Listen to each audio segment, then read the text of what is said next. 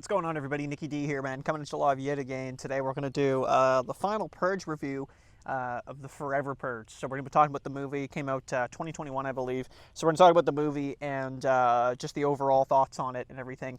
And we'll be doing spoilers in the movie. So you have been warned of what's to come. So hopefully I just, again, put some pictures up or something on screen. I don't know how I'll do it. And if not, then it's just you and I talking. So anyway, so I watched it last night, so it's pretty fresh in my memory. And I got to say, it was pretty weak. I didn't expect much else, to be quite honest. I kind of already know that the Purge movies are going to not be really good. Again, you know, I've kind of harped on them enough already, but yeah, they're basically like the Fast and Furious to me, of like kind of like the horror slash thriller genre. So, because they're just reusing the same things over and over. So, this movie yet again has problems that I think are more than just like the plot or the action. You know, and it seems to be a problem that they're trying to like almost invent in these movies, where they're trying to make it like fairly racist. And there's even a conversation that takes place that just had me eye rolling. So, you know, we're going to get to that, obviously. So, kind of breaking down the plot, basically the intro to the movie is as a Mexican couple sneaking into America over a wall. And they go through like a tunnel system. There's like a cheap jump scare, which like, it's exactly what it is. It's awful. It doesn't need to be in the movie. Anyway, besides that, and then it's like 10 years later and they live in Texas. Okay. So everybody's got like the rancher look going on, which I think is kind of funny. I haven't been to Texas personally, so I could probably believe that's legit. But yeah, like everybody's basically got like the cowboy hats on. The husband is now working at the ranch, you know, with the horses and stuff. So, I mean, it's like, good on them. And they're doing good. They're doing great. So the idea of the Purge, right, is always a one night thing. And I always thought about it when watching the movies. I'm like, wouldn't people just kind of keep going? Like, what's to stop someone from shooting someone at 7 a.m. and being like, yo, it was 7? There's no proof, right? There's nothing that can stop them. So I don't really understand that. And crime is still legal. Or, illegal. So they could still do it. It's just that it's illegal now, right? They could still just kill someone. And again, there's like no evidence to be like, where's the evidence to be like, oh, I shot her at 7:01? Like, I don't know.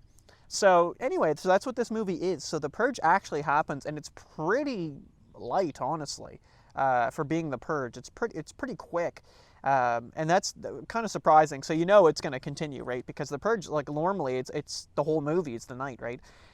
So they show a little bit of it. There was actually a pretty cool scene, but like basically all the Mexican families go into a building and they get like paid security, and it's kind of cool actually, because it was an interesting thought. The husband actually gets a bonus from work, a protection bonus from the boss. The boss likes him, and he's like, dude, like, you're a good kid, you know, here's some protection money just in case, right? Like, and then another coworker of his is like, oh, I'm going to use that for not protection. I'm going to use that for weaponry or something. And, you know, you see the typical buildup of, like, you know, people getting ready for the Purge. But it definitely seems to be very minuscule this time around. But what I was saying is they were all huddled up in this building with some security, you know, guys with guns and whatever.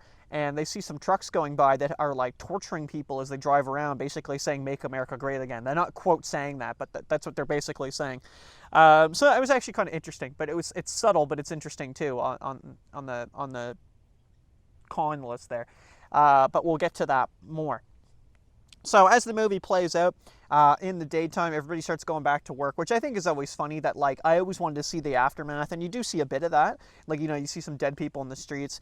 And again, I just don't understand in the Purge movies why there's really no, like, looting. I think that would be the biggest thing. People would just start stealing. Like, the average person isn't going to go just kill everybody, right? They're just going to they're going to break into stores and steal everything, right? That's all they're going to do, right? So I'm surprised they don't show that more in these movies, and that's always a bummer not to see that. So anyway, so everybody starts going back to work, and this is where the movie just falls apart for me, for the majority of it. I actually stopped watching this about 3/4 of the way in. I don't even really know I don't even really remember the ending, other than everything's okay. So basically there's, so just to recast who we got right now, there's actually 2 little sub-stories that happen up until this point. So it's like a family that lives there, so a white couple that lives there, and the father there, and then the Mexican couple, and like the Mexican couple's buddy that the husband works with. So a couple of them anyway, like a couple groups anyway, and they merge together. So it's interesting because the wife goes into work and she gets like captured by a goat trap. The thing is like hilarious, right? And literally it's like two people dressed as bunnies waiting at a dumpster with knives for someone to walk to a goat trap. And it literally looks like some saw contraption that gets her, which is hilarious in itself. And her, like, basically her boss comes along, this black fella.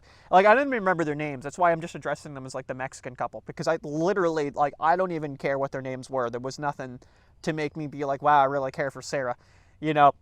So the boss comes over, he saves her, and they end up getting arrested. Two cops show up, and they're like, oh, yeah, you can't be doing that anymore. And it's like they didn't even try to take into account anything. They were like, you know what I mean? Like, at all. Like, they were like, they just rolled with it. They just arrested them.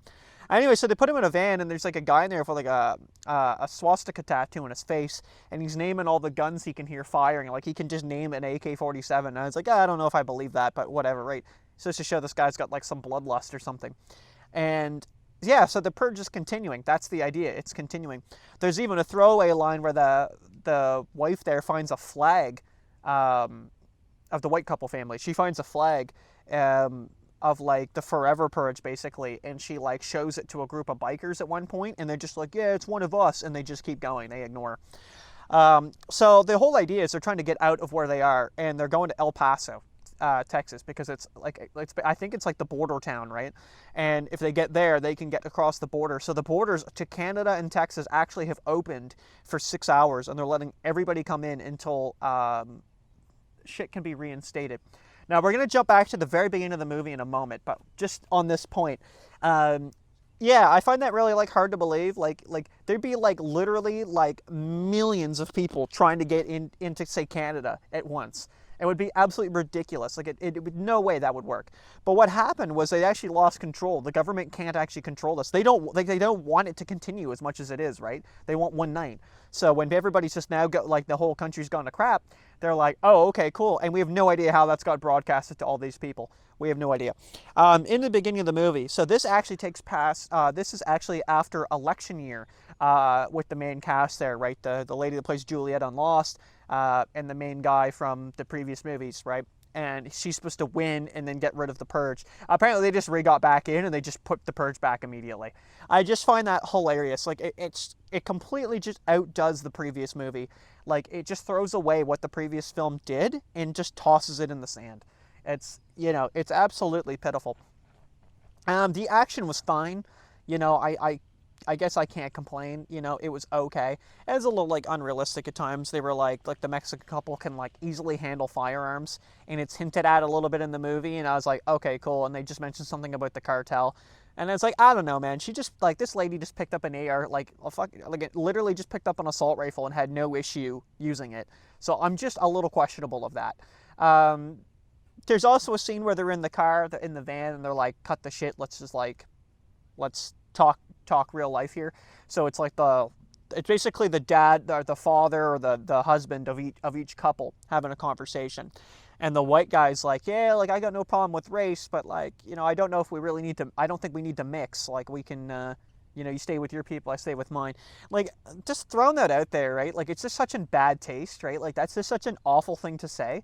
I get the idea that, like, maybe he's supposed to have some character arc at the end and come around and, like, be more respectful. Like, I mean, I think they were pretty good. Like, they were obviously, they work together and stuff like that. They know each other. So, like, and they're really helping each other out. They survive together. But I just, yeah, I think he says, like, gracias at the end of the movie, and I don't buy that, like, at all. Like, I don't buy that he had some character arc, like some character development that made him go, like, you know what, I'm going to change that mindset I have. Like, because, like, yeah, he's trying not to be racist. I mean, that's still kind of racist. So I don't know. So yeah, I don't know. I think it was a weak film. I still don't think, like, it would be as good as, like, Anarchy, but I liked it better than the first Purge movie. The First Purge, which is another movie, the third one in the iteration in the series. And I don't know if I like it more than Election Year or not. I really don't know.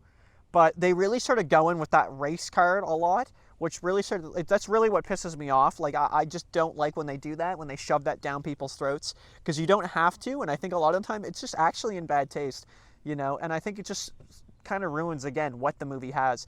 I will note, though, that, like, some notable credits in this movie, like I said, are the fact that it's after the Purge. for the first little bit, right? Like, you see an aftermath of the purge, which is awesome, right? And I want to see that. You know, you want to see people just like going back to work like nothing happened. And there's like, you know, dead people out in the front yard. And you do see a lot of that in this movie, because obviously it's now in daytime and people are just getting murdered. But I think it's just completely unrealistic that everybody in the world would just want to murder everybody else in the world. Like, it's just not how it would go. You know, some people obviously would do that. But I mean, I think it'd be more for like a personal reason. Like, you'd be like, yeah, okay, that guy like screwed me out of a job. I'm going to go cut him up, right? Like, I wouldn't just walk down the park and just start spraying people with a gun, right? Like, I don't buy that. But anyway, so yeah, like I said, not completely awful, but I didn't really like it either. Like, it was okay. And again, like 3/4 into the movie, I don't even think I was paying attention anymore. I was playing on my phone. So there you have it. So, all right, thanks for watching, guys. We'll see you in the next one. You know what to do. Take it easy. Oh, there's a mosquito. Didn't get him. All right, peace. Thanks for watching, you pencil pushers. If you guys want to check out my Instagram here, I've just got it in the background. It's Nick Daniels Photography with an underscore in between each word where I post every day. That's a lie. Thanks for watching. Peace.